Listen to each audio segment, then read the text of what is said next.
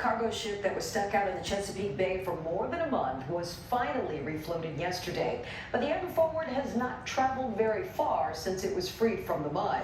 News 4's Mark Seagraves has been covering this saga since day one and explains what's next.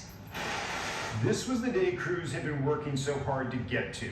After 35 days stuck in the mud, 2 failed attempts to pull her out, weeks of dredging mud from around her hull, and offloading 500 containers, the Ever Forward was refloated Sunday morning. But she didn't go far.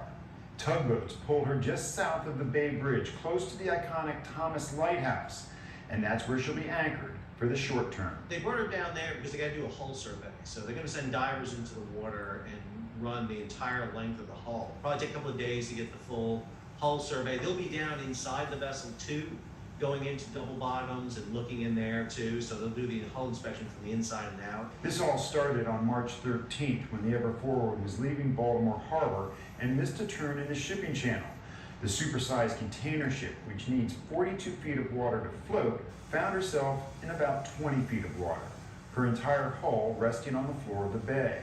Sal Macagliano, professor of maritime history at Campbell University, explains the hull of Ever Forward almost certainly was damaged while sitting in the mud. These photos show the damage to her sister ship, the Ever Given, after it was stuck in the mud in the Suez Canal last year. That damage you saw to Ever Given, where the bulbous bow was crumpled up into the vessel, that wasn't caused by running into the side of the canal. That was caused by 6 days sitting on that bow and rocking back and forth. The engineer told me expected to look like the bottom of a Coke can that's been crumpled. So, that's because she's been sitting with all that weight on top of it. Once the Ever Forward is certified as seaworthy, she'll return to Baltimore to reload those 500 containers that were taken off, and then head to her next scheduled port, which is Norfolk, before going to New York, then home to Asia, where she'll be sent to dry dock for repairs. Mark Seagraves, News 4. Quite a saga. By the way, there is still no word from the Coast Guard nor the NTSB about what caused the Ever Forward to get stuck.